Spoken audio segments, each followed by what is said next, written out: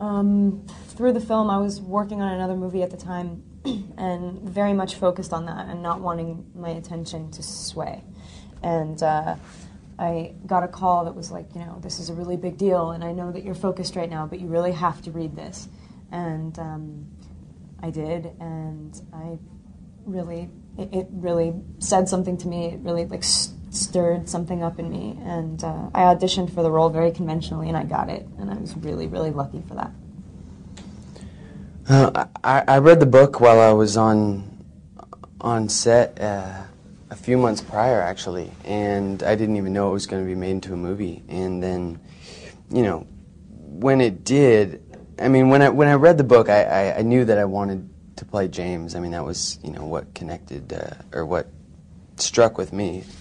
But then they actually hired me for the role of Emmett. And I said yes. I mean, of course, anything to be a part of that movie, you know. But I felt like I had to take that risk of, you know, losing the job or, you know, anything. I just had to put myself out there, or I knew one day it would come back and, you know, just haunt me. So at least I had to try. So, you know, I talked to Catherine, and she actually gave me this opportunity, and, you know, thank God.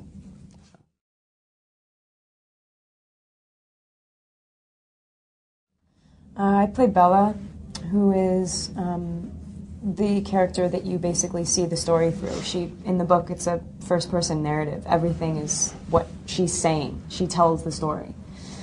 And she's, in the beginning of the film, moves to a new town, and is never really been accepted anywhere else. Always been a bit of an outsider.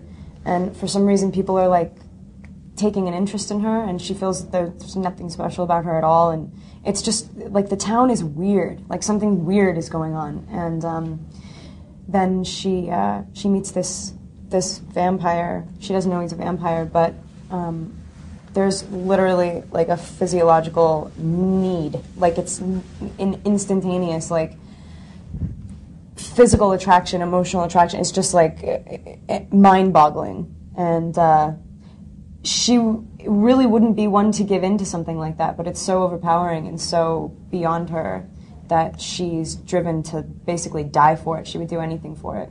So she really trusts herself. She's a strong character, and yet very, very naive. I play James, and I am one of the quote-unquote bad vampires, or baddies.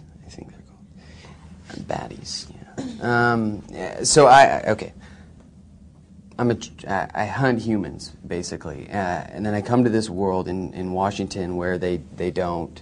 This family of vampires, they're actually living like humans, which is a betrayal to me, you know, in my eyes, that they're not being truthful to who they actually are, you know. And then I see Edward, who's actually even taking it one step further and falling in love with a human.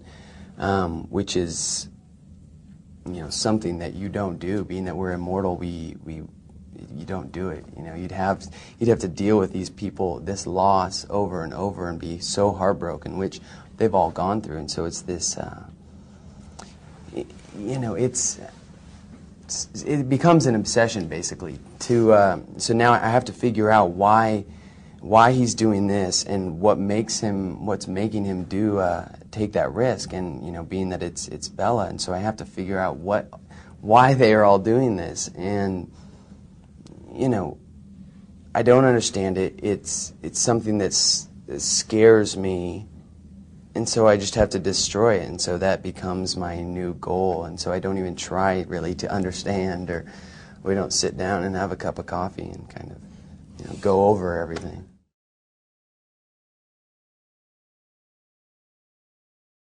Having my face next to that slogan on the Twilight poster.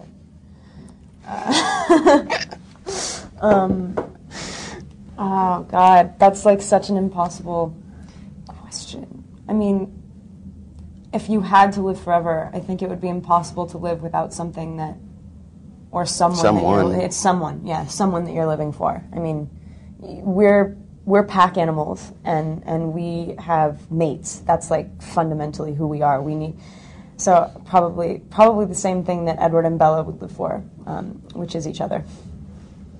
Which is, you know, it's still, and to know that you are going to live forever, and, you know, if someone else doesn't, you know, it's that question that they ask a lot. In this movie, why would you fall in love with anyone? Why would you live for anything? Really, there is no point if at the end of the day it's going to end. So I would not like to. I would pass on living forever.